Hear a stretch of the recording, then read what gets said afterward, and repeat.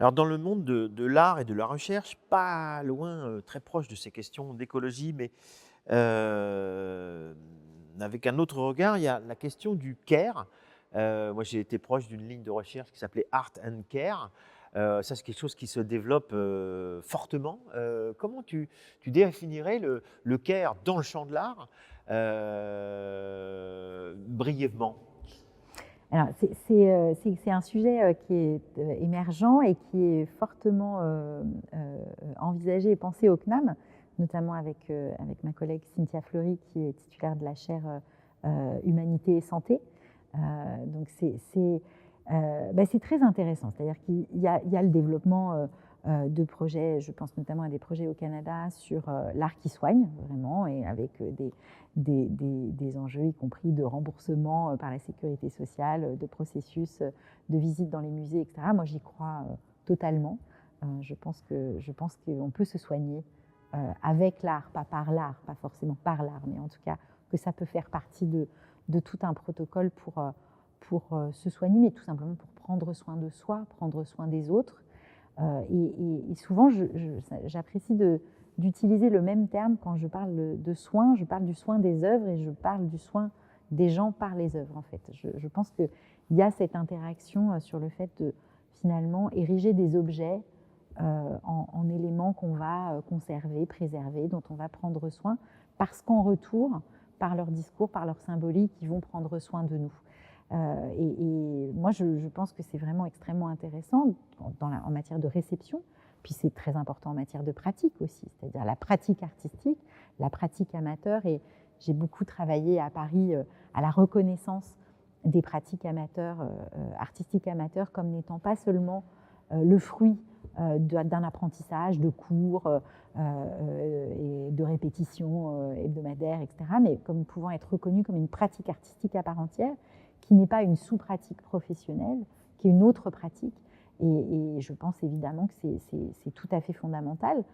Par ailleurs, c'est connu et reconnu, hein, chanter dans une chorale, ça soigne. Alors, sans transition, comme on dit, je voudrais qu'on passe à l'aspect politique du culturel, qui est évidemment à la fois inévitable et en même temps, l'art est souvent très politique, mais aussi sur l'approche industrie culturelle et notamment sur les financements, qui est quand même une question essentielle, notamment publique. Est-ce que tu penses qu'aujourd'hui, il y a une belle coordination entre les différentes collectivités territoriales? On va en donner trois qui sont la ville, la région, l'État. Est-ce que tu penses que tout ça, ça se coordonne très bien, très facilement, ou est-ce que tu penses que des fois, ça frotte un peu? Je pense qu'on est dans une période de gros frottement, même au contraire, et qui est même une période un petit peu inquiétante. Euh, Lors des derniers débats sur l'évolution de la décentralisation, il y a eu tout un questionnement autour de dire, bon, les financements croisés, c'est le bazar, tout le monde participe à tout, il faut développer des chefs de file, notamment dans le secteur culturel. La culture, avant, ça faisait partie de ce qu'on appelait la clause générale de compétence, hein, de la décentralisation. Toute collectivité pouvait intervenir et en général intervenir avec d'autres échelons sur des projets culturels. Moyennant quoi, on constate quand même que ça donne la possibilité à des collectivités chefs de file de se désengager du jour au lendemain sans qu'on puisse y faire grand-chose, hein. On l'a vu dans la région Rhône-Alpes. Et puis surtout, ça empêche de discuter sur différentes façons de voir un projet culturel et artistique et la façon de le soutenir en fonction du territoire concerné et des compétences de chacun des échelons concernés, que ce soit la formation professionnelle pour les régions, les questions sociales pour les départements et l'aménagement du territoire ou le développement territorial pour les villes et la politique culturelle et artistique pour l'État. Donc je pense que on vit une période qui est assez critique, Hmm. à mon sens. Et puis, on a aussi un enchevêtrement quand même d'échelons dans les collectivités locales qui sont les échelons de base que sont les villes. La création des communautés d'agglomération et leur absence de compétences culture, mais la possibilité de construire et de gérer des équipements culturels a incontestablement créé des opportunités de création ou de rénovation d'équipements. Sauf que la politique culturelle territoriale n'est plus forcément visible du tout, parce qu'aujourd'hui, un métier que moi j'ai exercé longtemps, à Créteil notamment, qui est le métier de directeur des affaires culturelles, c'est un métier qui est vraiment, vraiment pas simple, parce que les compétences ont été explosées, dispersées, et puis parce qu'il y a des évidences moins fortes sur le fait que c'est important de mener une politique culturelle territoriale, et que oui, ça ne se fait pas forcément à la place d'une politique sociale ou à la place d'une politique environnementale, mais que ça en fait partie. Et c'est plus si évident parfois. Et donc, je pense que c'est un moment un peu critique. Oui. Sachant qu'avec plus de transparence, il arrive aussi que parfois la culture, dont on sait qu'elle a un coût, et que le débat public s'en saisit, et que ça n'est pas aussi sans faire d'autres frictions, ces questions du coût de la culture. Alors, il y a la question du coût de la culture, effectivement, dans des périodes de crise, c'est pas illégitime de la poser.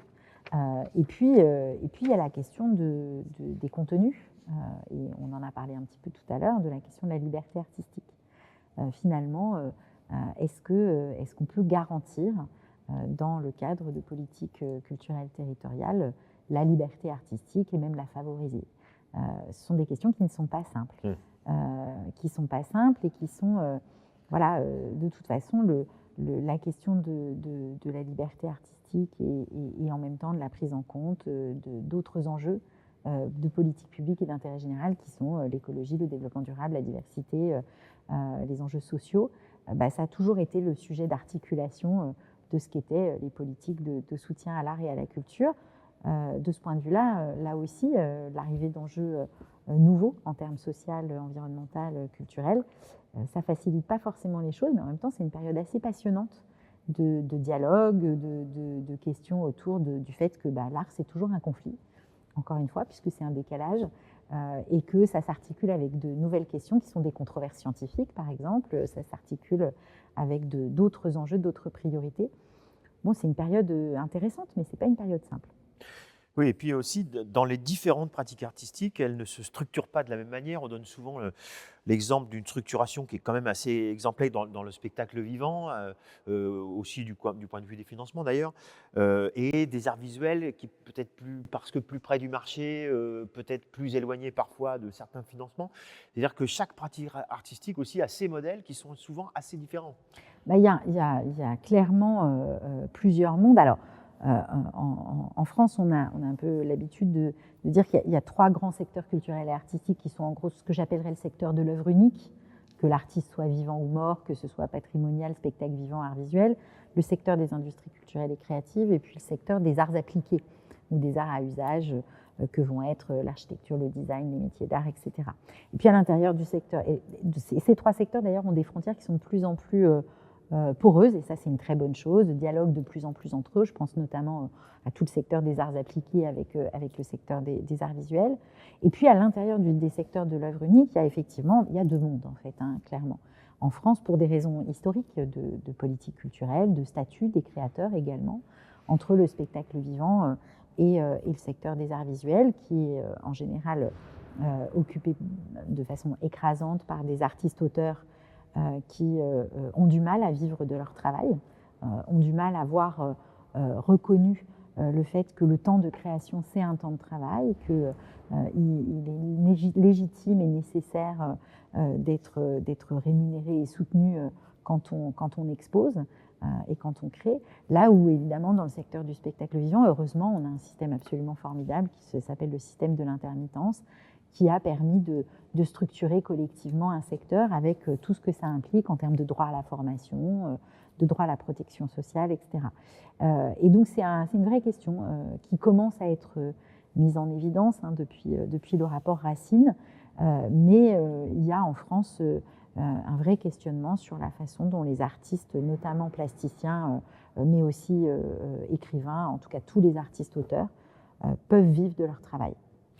Et c'est intéressant de mentionner que si la culture elle a un coût, elle guillemets, rapporte aussi. Je pense notamment aux collectivités. On le sait avec des grands festivals qui apportent beaucoup, et pas seulement de l'image. Hein. C'est des métiers, c'est des champs de l'économie qui dépendent parfois de la culture dans certaines villes à certains moments. Ça, c'est important de le dire. Et puis, c'est aussi des métiers.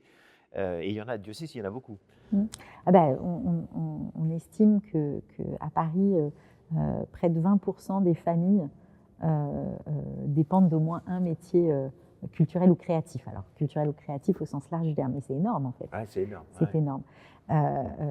Donc oui, finalement, la culture et la création, alors évidemment, on parle de Paris, hein, qui est évidemment une métropole capitale avec une particularité, hein, en France encore plus que dans n'importe quel autre pays au monde. La centralité, elle est très très forte sur le champ culturel, avec par exemple dans le secteur des arts plastiques, près de 80% des artistes plasticiens qui sont concentrés en Île-de-France, par exemple. C'est tout à fait colossal. Mais donc oui, ce sont des métiers. Oui, il y a ce qu'on appelle des externalités positives. C'est comme ça qu'on appelle ça en économie, qui ont pu être démontrées de façon totalement évidente dans le cadre de processus comme par exemple le Festival d'Avignon, etc., où là, c'est tout à fait évident. C'est moins évident si on pose la question de façon systématique sur le fait qu'un festival ou un musée va apporter un développement économique certain à un territoire. Mais enfin, si on regarde une ville comme Le Havre, par exemple, parmi les exemples récents, la création d'un été au Havre, c'est une image totalement différente de la ville, c'est du développement économique, du développement culturel, du développement d'innovation au sens large du terme.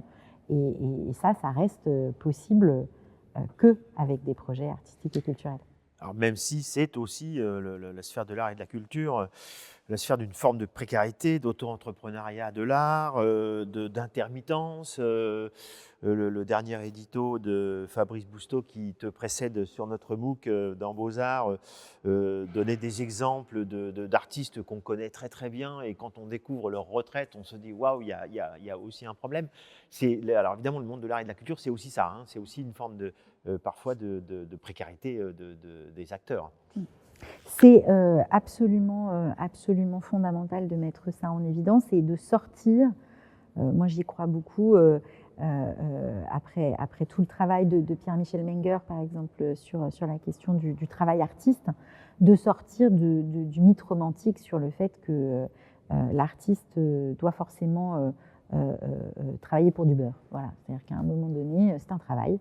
La création artistique, c'est un travail comme les autres. Et ça doit être pris en compte et rémunéré comme tel. Et c'est vrai pour les artistes, et c'est vrai aussi pour les artisans d'art, par exemple, qui sont bien souvent des gens qui, tout au long de leur vie, ont cotisé un trimestre par an, malgré une maison des artistes qui est certes un peu protectrice était un peu protectrice du point de vue de la protection sociale, mais n'a pas permis d'accompagner les artistes sur le fait qu'ils se prémunisent suffisamment pour qu'au moment de la retraite, ils puissent en vivre. Voilà, c'est un vrai sujet.